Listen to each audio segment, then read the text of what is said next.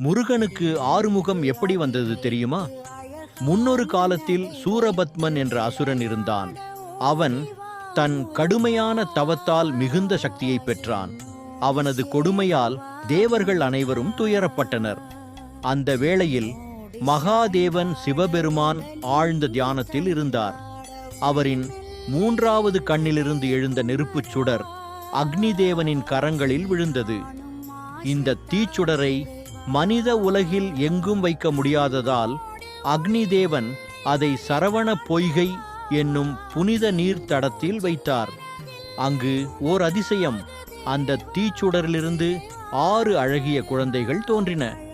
அந்த 6 குழந்தைகளையும் 6 கார்த்திகை பெண்கள் ஒவ்வொருவரும் தனித்தனியாக அன்புடன் வளர்த்தனர்.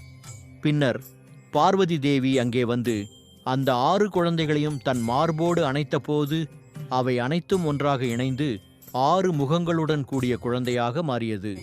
அவர்தான் சண்முகன். இவரே இன்று நாம் வழிபடும் 6 முகமுடைய முருகப்பெருமான்.